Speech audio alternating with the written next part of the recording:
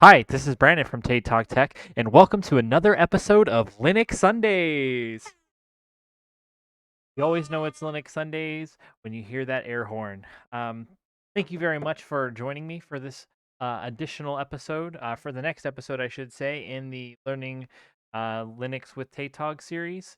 Season 1, utilizing Ryan's tutorials to kind of give us a good introduction to it.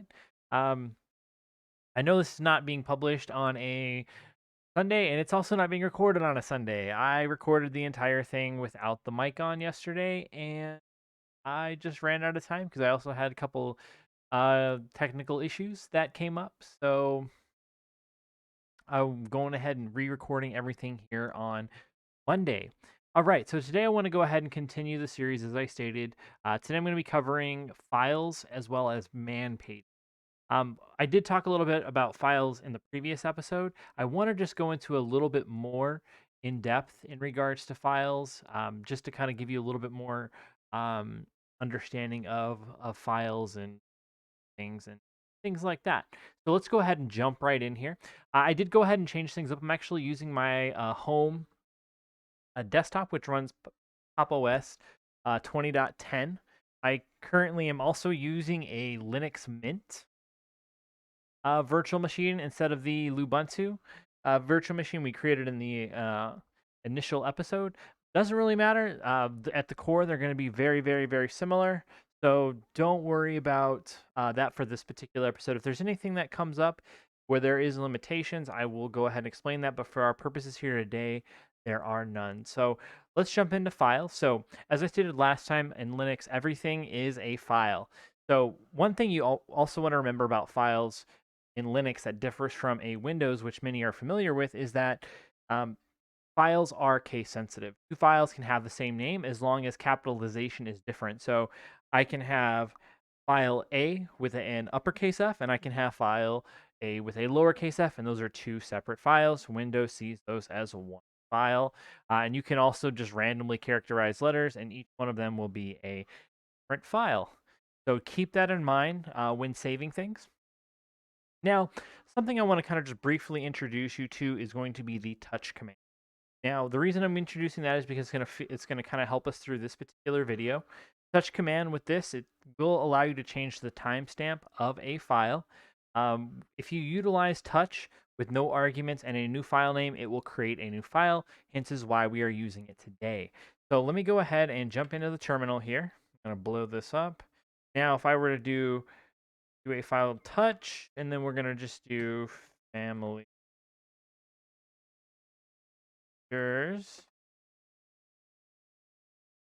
And you can see some of this is there from yesterday. It's stuff that I already created, but you can see that it does indeed create that file for us. Now, one thing you also want to keep in mind when we're talking about a Linux system is that there are no extensions. A lot of the distributions, Pop! OS included, when you go to save a file, will automatically add an extension, which you can see here. You don't have to put that extension, and it is not mandatory. These are doing it because of convenience. I personally like it coming from the Windows system. Um, so I find it helpful. You may not find it helpful, but either way, just keep that in mind when naming your files. Not every Linux distribution is going to take that into account. So if you like having those, make sure that they are added before saving your file. Now, if you do run into a situation where you want to go ahead and see, okay, well, what type of file is this? I don't have an extension. I don't have any kind of indication in the name of my file. So how do I figure that out? Well, what you can do is you can use file command, and then we're going to go ahead and just put in. We'll just do pictures because that's one I created yesterday, and then this particular file, it's literally just a complete empty file. There's nothing inside of it. So we're seeing empty, but if it were like a PDF, JPEG, MKV, MP4, MP3, you would see all of that here in the output. Keep that in mind. Now, you kind of probably noticed one thing when I put in that touch command that I actually used an underscore when I typed it. Now, the reason I did that is because Linux has a different relationship with spaces as opposed to Windows. Now, when we're talking about a space within Linux realm, what that's looking to do is that's looking to separate things on a command. It's looking for some kind of special meaning when we put in that space. So that's why if you try to do something like, let's go ahead and just create one. We're going to do touch funny stuff. Right? So we left it there. We want to name our file funny stuff, and all right, command. You're like, cool, cool, cool. The command goes through, but then you do your ls, and you're like, what in the world happened here? So if you notice, we actually had two files created. One of them called funny, and the other one called stuff. But that's not necessarily what we wanted to do. So there's a few different ways that you can do it. I find the easiest way to utilize either um, an underscore or a hyphen. To break it up, to me, it makes more sense to use an underscore. If you're going to primarily be doing this, typically I use an underscore to separate out words, and then say if I need to like put like a colon substitute, then I will use a hyphen at that point in time. So that's an option. I'm not going to show you that again because you already got to see it. Now you can also use parentheses. So say now we wanted to go ahead and do that touch funny stuff. All right. And you can use either single or double quotes. Do another ls, and boom. Funny stuff is right there with our beautiful and glorious space. Now, there's another option that you can utilize as well.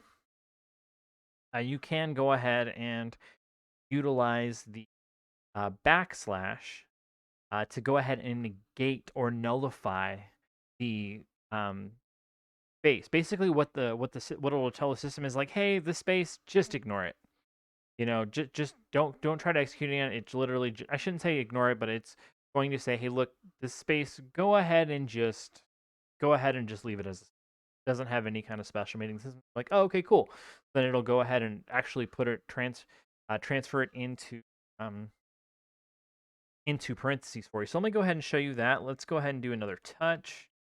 And let's do dog backslash pick.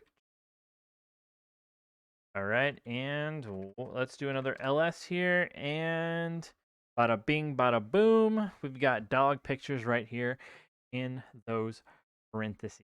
So that's really all I really wanted to cover as far as files go. Again, this course is really supposed to primarily just be an introduction to all of these topics. So I'm not going to be covering them in depth.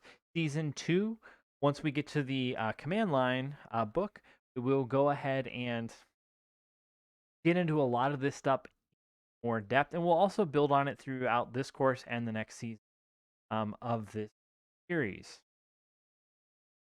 Right? So now the next thing I want to go ahead and move on to is man pages. I'm going to do a clear, which will clear off everything, which is a fantastic command to kind of declutter your command line. All right, so man pages are one of the greatest things since sliced bread, as far as I'm concerned, when it comes to Linux space. Because when we're talking about utilizing a man page, really what those man pages are there to do, they will explain everything you would ever need to know about a command. So if there's any command that you can think of off the top of your head that you are curious about, and you're just not quite sure how to use it, or maybe looking for a different option for that command, you can utilize the man pages. They are fundamental to Linux. Now, you've got a you've got a lot of different commands out there to remember.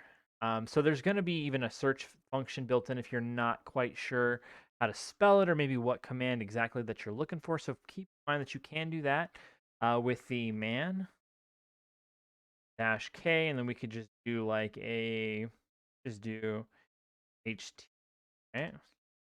And we can see all of these right here for man page. All right, so that's kind of a search function. Keep in mind that you do want to do it as specific as you possibly can to make sure that you're finding out exactly what it is looking for. All right, I'm gonna issue another here. Now, when you're inside of an actual page, let's just go to the man ls, right, for the ls command. When you're inside, there's a couple different ways you can move throughout the document. You can scroll up and down. My mouse wheel right now. You can also use your arrow keys. Go ahead and navigate. You can utilize the enter button, which will take you one line down at a time, as you can see there, and then the space bar will move you down one page at a time of the document. Now, if you want to go back up to the top of the page, you can go ahead and just hit lowercase. That will do that. And if you want to go ahead and quit, go ahead and hit the Q button, which is down there. One other thing that I wanted to go ahead and show you as well. Let's go back into the page. So if you need to search for a specific, what you can do is you can go ahead and use / and then type in your, right? Then it's going to go ahead and do that. You could kind of enter through them, or you can hit the button to go ahead and move. All right, so that takes care of the overview of the of files in a Linux system, as well as the introduction. If you liked the video, please give it a thumbs up and leave a comment telling me what you liked. If you did not like the video, please give it a thumbs down and leave a comment telling me what you did not like. You can always leave a comment saying hi or leave any feedback that you have. Thank you for watching my video and have a